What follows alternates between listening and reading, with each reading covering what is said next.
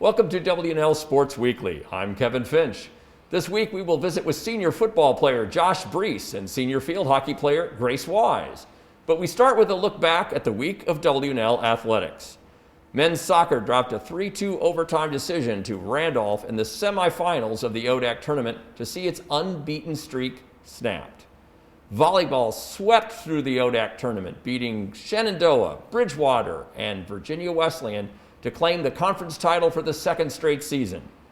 Field hockey defeated Roanoke and Lynchburg to win the ODAC title, improving to 17-0 in the process. Football also laid claim to some hardware, defeating Ferrum to win the ODAC championship as well. Wrestling defeated Ferrum and then saw 9 athletes place at the Messiah Invitational over the weekend. Finally, men's and women's basketball seasons got underway on Sunday. Unfortunately, both teams suffered a loss in their opener. The women fell to Mary Baldwin, and the men were defeated by Penn State Altoona. Joining me now is Josh Breece, a senior football player from Lorton, Virginia. Josh, welcome to the show. Glad to be here. Glad to have you. The Generals are hot on an 8-game winning streak, and you won the ODAC title at home against a tough Ferrum team last Saturday. So what was it like hoisting that trophy right on the home field? It was amazing. It was like a big weight was lifted off of us. And we always talk about taking the hill on our field, and to be able to do that with the trophy this year, truly special. That's great. What an amazing career you've had. You're just 2 touchdowns away from tying the program career record for touchdowns, and you already own the all-time rushing yardage mark at W&L, which you've been adding onto basically all season. And you are 5th in rushing among active NCAA players in all divisions. Was it worth the wait, going without football because of COVID last year, to get these amazing team and individual accomplishments now? I mean, absolutely. I mean, last year was absolute travesty, but at the same time, it allowed us to take a step back from football and understand what's important. And it allowed us to kind of come together as a team and really see what we're made of. And we're definitely reaping the benefits of all the fruits that we sowed before. You could also argue there was a point for you and the team this season where you were able to kind of set the tone for everything that followed. You were down to 16th ranked nationally, Randolph-Macon on the road. So why don't you walk us through that 99-yard drive as time was expiring? I mean, we looked at one another, told each other we had to win the game. I mean, it was a full team effort. People were coming in and out. Unfortunately, we lost our starting quarterback due to injury. We were fixing a lot of guys into different spots, and we came together as a team and did exactly what we needed to do to win the game. It was not a whole lot of time left on the clock, but we knew what we were able to do. We knew that our opportunities with such a great program that Randolph-Macon is, our opportunities were going to be limited, and we had to make the most of every single opportunity. So how about that winning 2-point conversion with no time on the clock? How did that go for you? I mean, it was just about staying even keel. We had to not get too low on the lows and not get too high on the highs, and that was the epitome of that. We stayed level-headed, knew our assignments, and we executed. So how do you avoid a letdown at Shenandoah this weekend after receiving that trophy and knowing that the NCAA tournament follows? Just like I said before, we have to win every single day and win every single rep and just continue doing what we've been doing all the entire season. We have the ODAC title now, but I mean, we love 9-1 sounds a lot better than 8-2, especially going into the NCAA tournament. So we just want to continue our success and stay focused mainly and play as a team. Can't argue with that 9-1 versus 8-2 logic. I understand what you're saying. What would the team have to do to win an NCAA game for the first time in program history? What would that take? Take a lot of effort and take a lot of heart.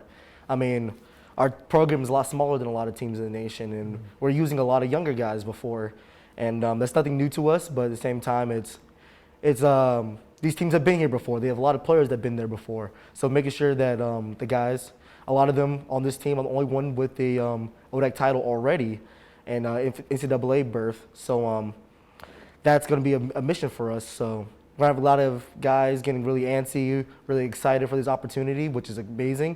We've got to turn that excitement and nervousness into motivation. Right. Josh Breece, thanks for being here. Absolutely. Thank you. Now joining me is Grace Weise, a senior field hockey player from Bryn Mawr, Pennsylvania. Welcome, Grace. Thank you.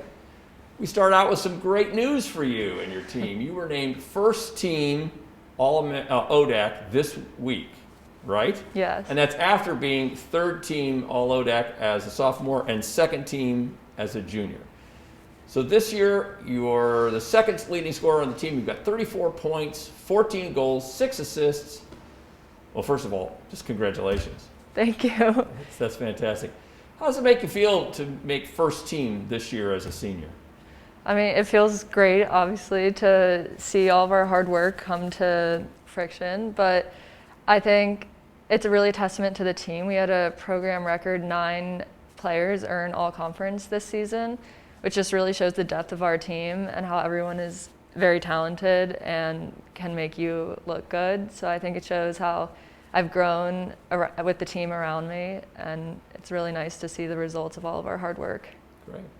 I know you'd like to talk about that team as a whole, and it's quite a story. You and your teammates have already set the program record for goals in a season, and that's 87. You blew past the last record of 71. You're 17-0, we know that one, which is also a program record, and it's a 17-game winning streak. So how do you explain all those gaudy numbers? Is that just putting that down to offense, to defense, some intangible? What is all that? I think it really comes from our team chemistry. We have great team chemistry this year, and everyone trusts each other on and off the field and is all genuinely friends with each other.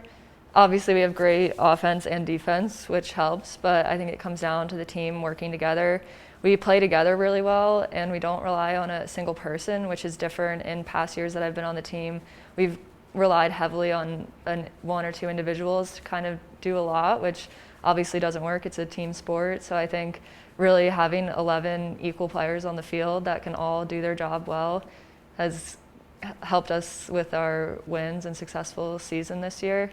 And we have a really strong offense. We have goals from a number of different players. They don't all come from the same person, which I think makes us a threat to every team we play because they don't know who's going to score. And then our defense is really key for maintaining possession and not allowing shots on our goal, which is also critical. Great. You've never played in an NCAA tournament. What's it like getting to compete for a national championship for the first time? It's really exciting. I'm really happy that it happened my senior year. It's finally the 4 years of hard work, and growing with the team has come to a head, and we're getting to go further than we've ever gone as this team.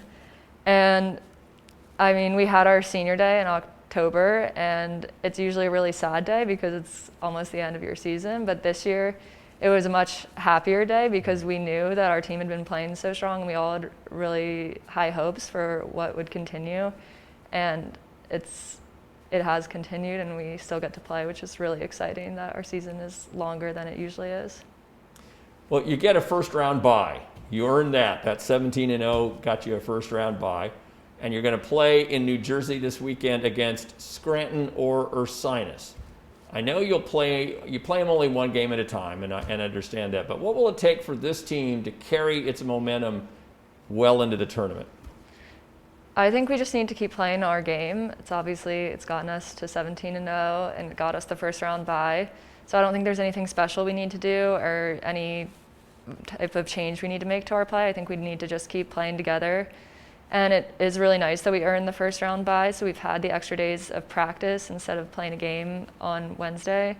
So we've just been focusing on ourselves and what we do well and just focusing on the basics. And I think that I feel pretty good going into this weekend.